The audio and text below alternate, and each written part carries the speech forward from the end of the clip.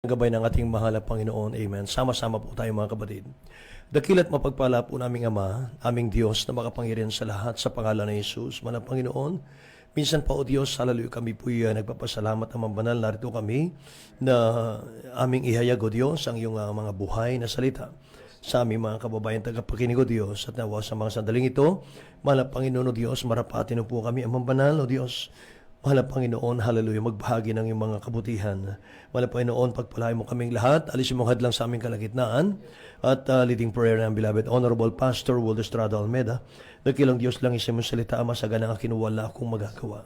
Itong aking sama, make them believe, Lord, in the name of Jesus we pray. We bind the power of darkness, hindrances, unbelief, and doubt, cast out in Jesus' name. In Jesus' name. Amen and amen. Praise God.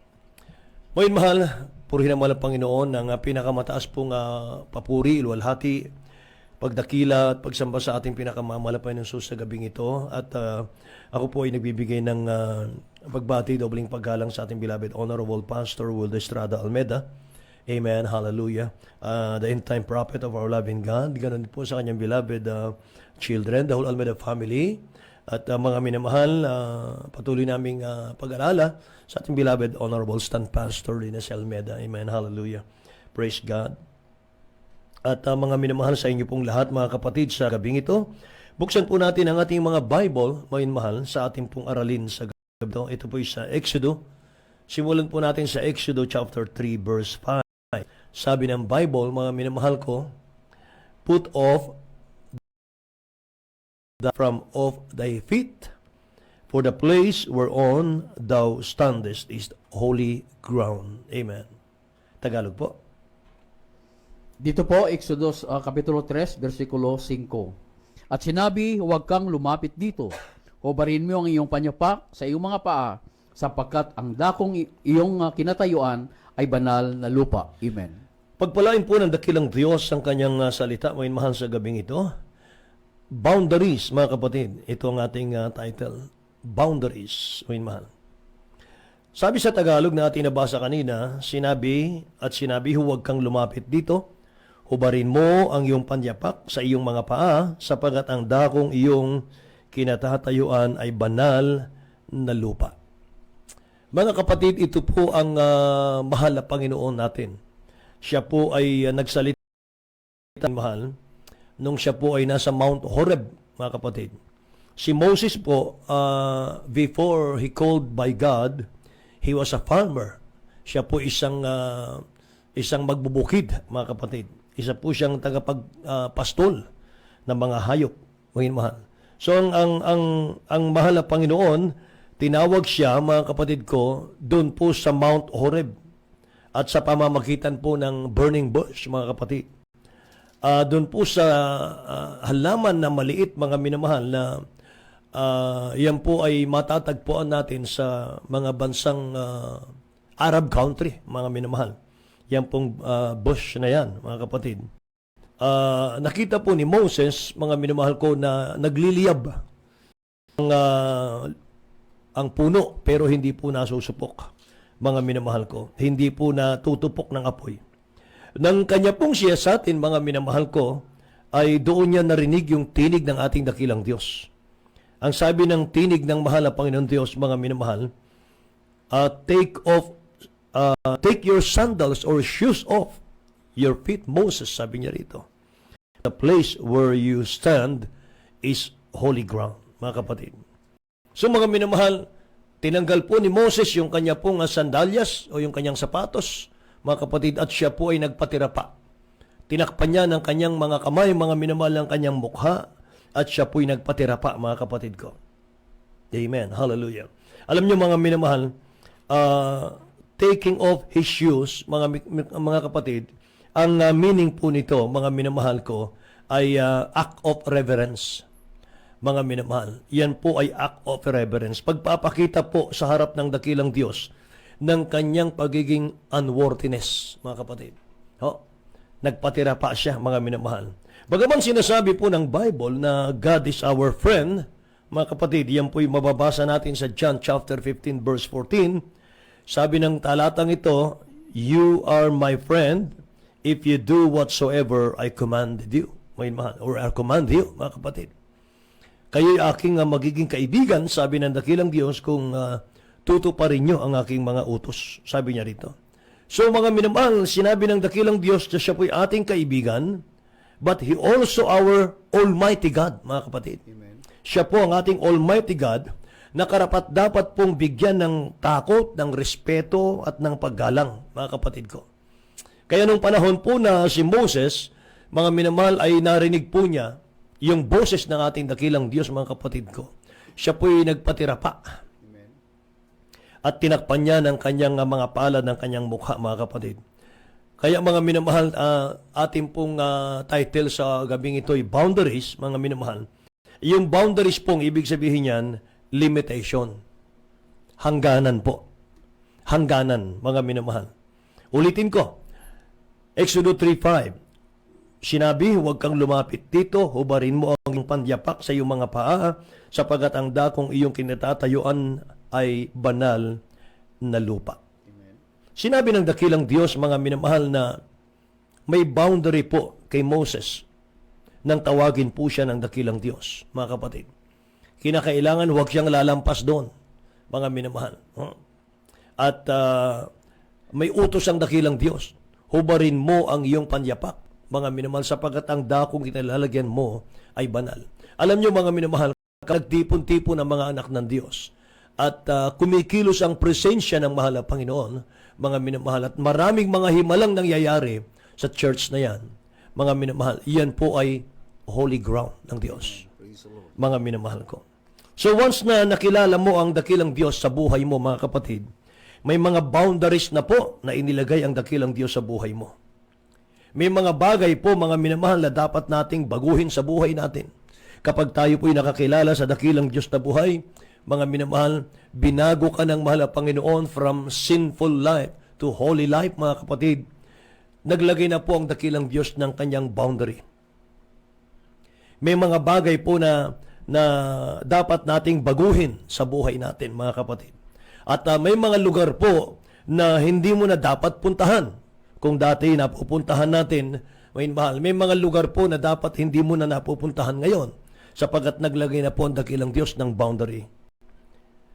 So kung hindi mo pa nakikilala ang dakilang Diyos, mga minamahal, hindi mo pa siya pinaglilingkuran, mga kapatid, at alipin ka pa ng kasalanan, na kahit ayaw mong magkasala ay nagkakasala ka, dahil sunod-sunuran ka lang, mga minamahal, sa udyok ng dyablo, ay para sa iyo, mga minamahal, ang tingin mo, mga kapatid, ay naasiwa ka sa mga churchgoers, mahal, doon sa mga nagdadala ng Bible, mga kapatid ko, kinahihiya mo yun. Ganon kami nung araw, mga kapatid. Nung kami po ay wala pa sa ebanghelyo ng mahal na Panginoon. Ayaw mong sumama sa kanila kahit bayaran ka pa. Mga minamahal, gusto mo palaging ang gawain ng mundo, mga kapatid, ang gagawin mo. Ganon pala kapag wala kang Kristo sa puso, mga kapatid. Ang hinahanap ng puso mo ay yung mga gawain ng sanlibutan, yung kasalanan, mga minamahal ko. Pero kapag nakilala mo na pala si Kristo, ang dakilang Diyos na buhay, hindi na tayo pwedeng makiayon sa gawain ng mundo, mga minamahal. Hindi na po pala tayo pwedeng sumama sa mga unbeliever kahit saan, mga minamahal, gusto nila. Nasa liwanag ka na po, mga kapatid. Nasa liwanag ka na ng ebanghelyo, samantalang ang mundo nasa kadiliman. Puno po ng kasalanan, mga minamahal ko. So the moment po na tawagin tayo ng mahal na Panginoon mula sa kadiliman, dalhin po sa kaliwanagan, baguhin ang buhay, pagpalain ang buhay, mga minamahal. At masaksihan mo rito yung mga miracles, signs, wonders, mga kapatid, na hindi gayang gawin ng tao. We are already isolated. Praise the Lord. Amen. Isolated ka na. Hiniwalay na tayo, mga minamahal ko. Naglaan na po ang dakilang Diyos ng lugar para sa atin. Inilagay ka na ng dakilang Diyos sa kanyang church, sa kanyang true church. Dati wala tayong oras, dati wala tayong panahon sa dakilang Diyos, pero ngayon, mga minamahal, God already called you for wonderful ministry. Praise the Lord. Amen. Mga minamahal. Hindi ka iligtas ng dakilang Diyos, Hindi kanya babaguhin, hindi kanya pagpapalain kung walang layunin ang dakilang Diyos sa buhay mo sa pagkatawag niya sa iyo. Mga mahal, God already called you for wonderful ministry. Nang sa ganun, mga minamahal ko, ikaw po ay magiging kakaiba sa lahat. Gusto ng dakilang Diyos, maging kaiba ka sa lahat, mga kapatid ko. Praise God. Hallelujah. Ikaw ay maging anak ng Diyos na kataas-taasan. Praise the Lord. Ikaw ang hari, ikaw ang anak ng hari ng mga hari. Amen. Panginoon ng mga Panginoon. Ano sabi ng Ephesians chapter 2, verse 1 and 2? Mga mahal. Ephesians chapter 2, verse 1 and 2, pakibasa.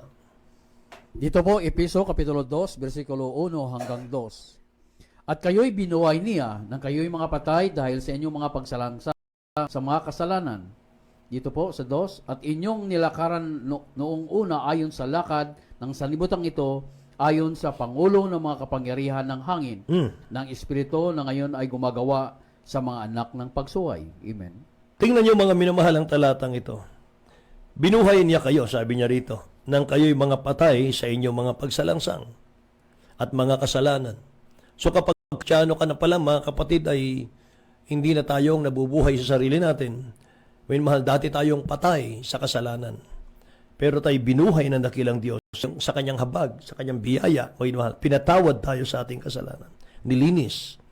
Sabi rito sa 2, na inyong nilakaran nung una, yung mga kasalanan po. Na ayon sa lakad ng sanlibutan ito, ayon sa pangulo ng mga kapangyarihan ng hangin. Ano po yung pangulo ng kapangyarihan ng hangin? Yun po yung mga evil forces, mga minamahal. Nasabi rito, ng espiritu na ngayon ay gumagawa sa mga anak ng pagsuway. So nakita niyo yung verse 2, mga minamahal?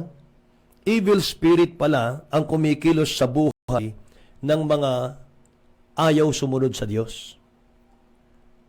Evil spirit pala yung kumikilos sa buhay ng mga masuwayin sa Diyos.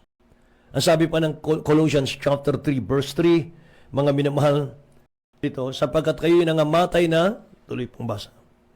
Dito po, Colossus Kapitulo 3, versikulo 3. Sapagkat kayo'y nangamatay na at ang inyong buhay ay natatagong kasama ni Kristo sa Diyos. Ayun, mga minamahal. Wala na, mga minamahal. Patay na tayo sa mundo, mga kapatid. Yan ang mga nakay Kristo. Yan ang mga totoong anak ng Diyos, mga minamahal, tagapagmana ng buhay na walang hanggan. Wala na po silang kaligayahan sa mundo, mga kapatid. Ang kaligayahan nila ay gawin na lang ang kalooban ng dakilang Diyos. Kaya nung una, mga minamahal, marami tayong mga bisyo. At yung mga barkada natin, marami tayong barkada nung araw. Mga minamahal ko. They easily call you sa mga sanlibutang gawain, mga minamahal. At kahit sabihin pa sa iyo, mga kapatid, pare, sagot ko, man tayo. Pare, sagot ko, gimmick tayo, mga minamahal. Napakadali lang tumawag sa atin, mga minamahal. Pero ngayon, mga kapatid, may Diyos between you and your unbeliever friend. May mahal. Naglagay ang dakilang Diyos ng boundary dyan.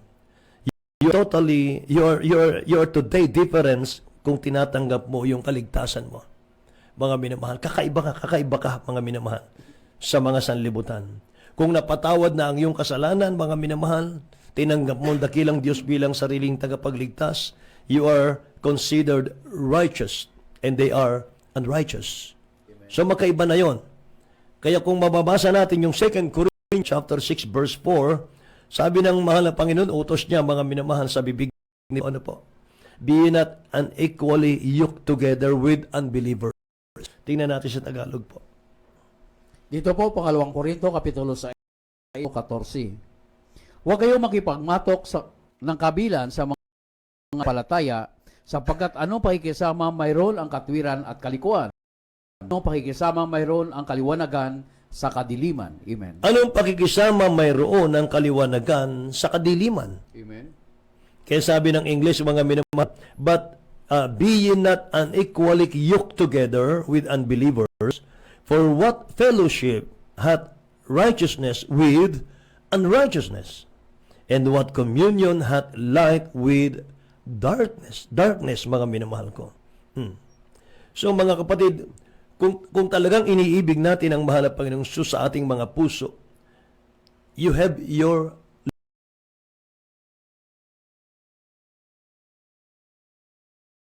gawin yung mga ginagawa mo noon, mga minamahal.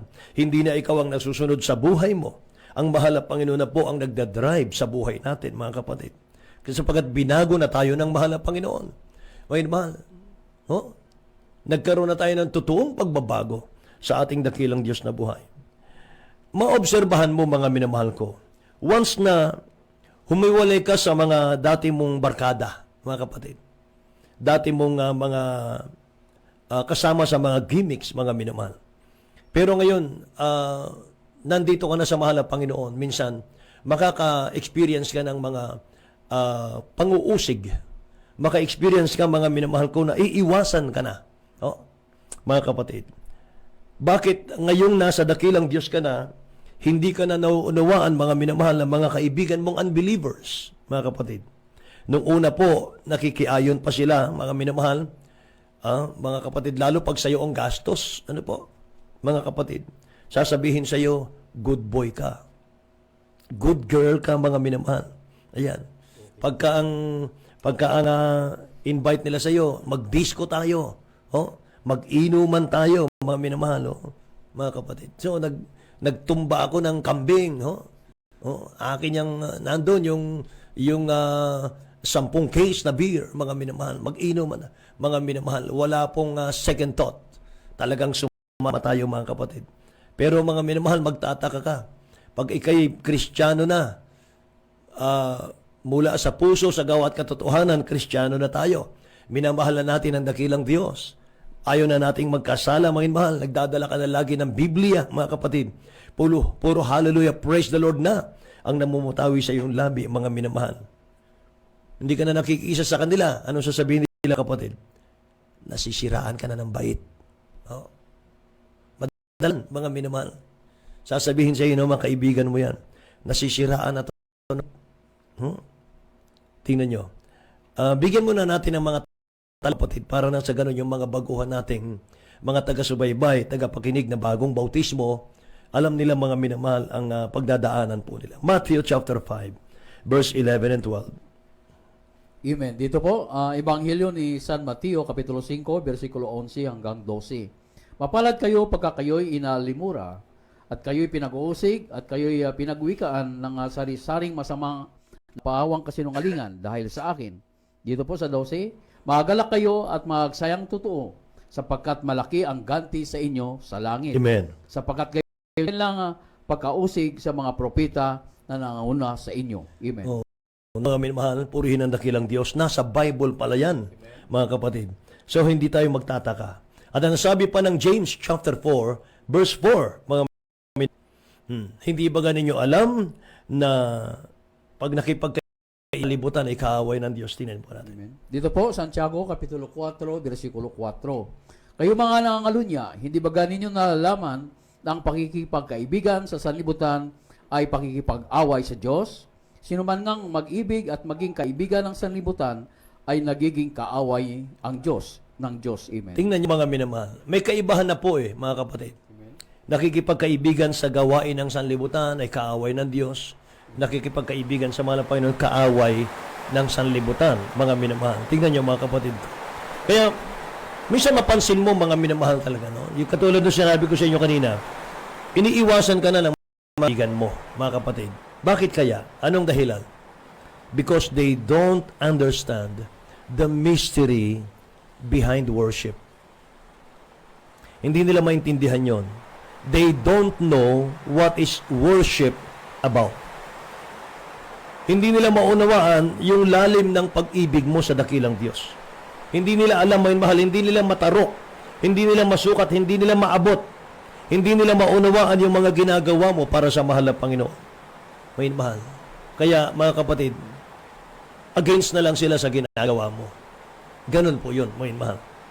Kaya, nag-set ng boundary ang dakilang Diyos, mga kapatid, na kahit na BFF mo pa yan, best friend forever, mga mahal, pinagtatanggol ka pa niyan kapag inaapi ka ng iba.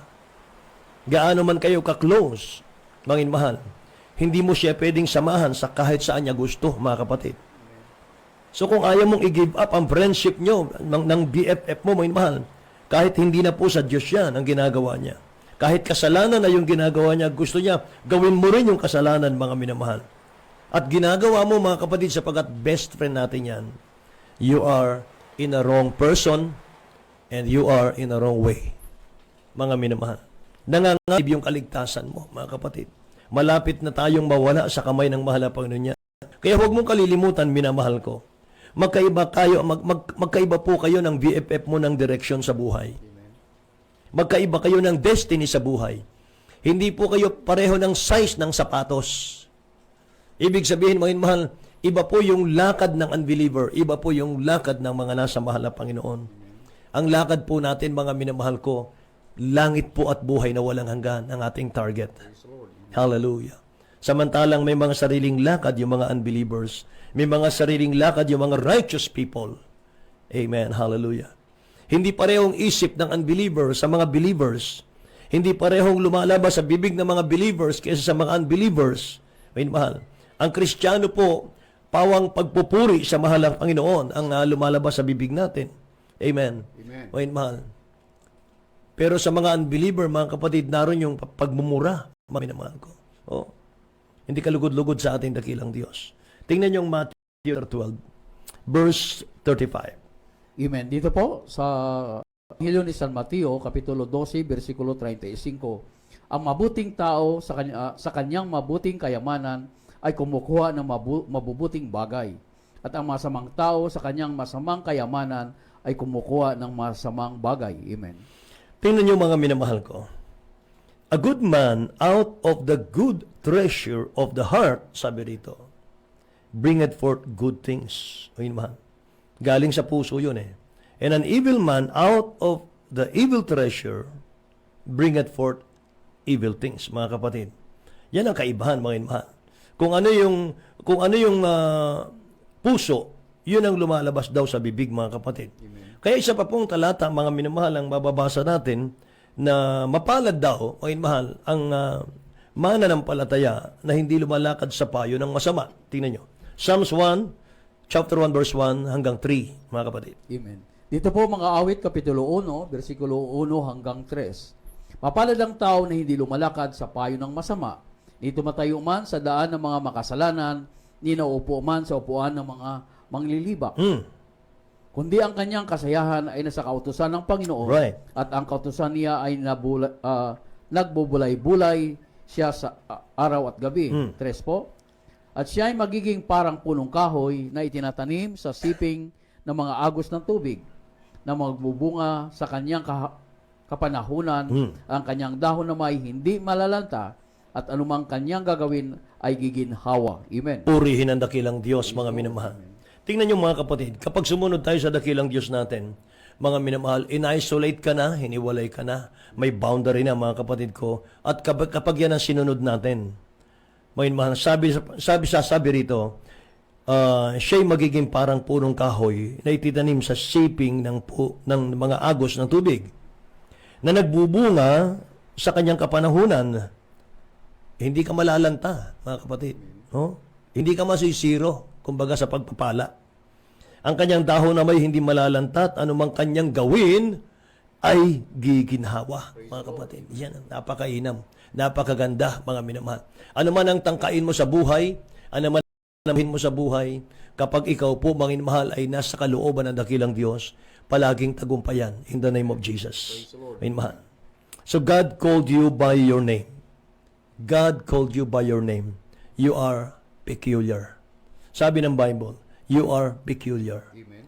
1 Peter chapter 2 verse 9, but ye are a chosen generation, a royal priesthood, and holy nation. Amen. A peculiar people, that ye should show forth the praises of him who hath called you out of darkness into his marvelous light. Sabi rito, may mahal, ye are a chosen generation, a royal priesthood, a holy nation, mga kapatid ko. Peculiar people, mga kapatid. Grabe, mga inmahal, ang dakilang Diyos. Kapag nasunod natin yung kanyang kalooban, mga inmahal, ang tingin niya sa iyo, mga kapatid ko, napaka-precious. May mahal. Like gold, mga kapatid. Yan ang tingin ng dakilang Diyos sa iyo, mga minamahal, sapagkat inihiwalay ka na niya, mga kapatid, sa mga gawain ng sanlibutan. Sa Tagalog po, Dito po, unang Pedro, Kapitulo 2, versikulo 9. Datapot kayo isang lahing hirang, isang makaharing pagkasaserdote, bansang banal, bayang pag-aaring sarili ng Diyos, upang inyong ipahayag ang mga karangalan niyang tumawag sa iyo mula sa kadiliman hanggang sa kanyang gilalas na kaliwanagan. purihin ang ating dakilang Diyos, mga minamahal. So mga kapatid, balikan natin si Moses. Si Moses, mga minamahal, nung pinatanggal ng dakilang Diyos yung sandals niya, wala nang tanong-tanong. Inalis niya kaagad, mga kapatid ko. Bakit? Because he listened to God. Amen. Nakikinig siya sa mahal na Panginoon Diyos. Hindi sinabi ni Moses, mahal na Panginoon, sandals lang ito eh. Wala namang kwenta to. Hindi niya sinabi yun. Sandals nga lang ang pinatanggal ng dakilang Diyos kay Moses. What more? Yung mga bagay na nakasisira sa image and likeness ng Diyos sa iyong buhay, mga kapatid. Yun po yun eh. So may boundary po ang Diyos, mga mahal. May boundary ang mahal na Panginoon, mga kapatid. Gusto ng dakilang Diyos kung white ka. Gusto ng dakilang Diyos kung black ka, mga mahal. Yan ang gusto ng mahal na Panginoon. Kung banal ka, mga kapatid. Kung gusto mong maruming buhay, doon ka sa maruming, mga mahal, go, mga kapatid. Kung gusto mo ng righteous, mahal na buhay, doon ka. Kung gusto mo ng unrighteous na buhay, doon ka. Ganon ang dakilang Diyos natin, mga kapatid. Purihin ang ating mahal na Panginoon, mga minamahal. Kaya naman, mga kapatid ko, ayaw ang dakilang Diyos na tayo po'y nakikiayon, mga kapatid, sa gawa ng mundo. Mga minamahal ko, sapagkat nangako ang Diyos sa atin, mga mahal. Sa piling ng mahal na Panginoon, mga kapatid, naroon yung ating pong mga mansyon. Ng Bible yan. Amen. Praise the Lord. So kung sinabi ng dakilang Diyos kay Moses, take sandals off your feet, Moses, for the place where you stand is holy ground. Mga minamahal. Pinahubad ng dakilang Diyos kay Moses yung kanyang sandals, symbolizing. Anong ibig sabihin nun? Paglapit mo sa dakilang Diyos, kalimutan mo kung sino ka. Yan ang ibig sabihin nun. Kalimutan mo kung ano tayo sa mundo. Hubarin natin yung abilidad natin pag tayo lumalapit sa mahal na Panginoon. Hubarin natin yung pride natin, mga minamahal. Alisin natin yung doubt natin. Alisin natin yung masamang kaisipan, mga minamahal ko. Alisin natin yung galit sa puso kapag lumalapit ka sa dakilang Diyos na buhay, mga kapatid. Purihin ang ating dakilang Diyos, mga minamahal. Kaya mga kapatid ko, sa isang magandang awitin, iaalay natin sa dakilang Diyos na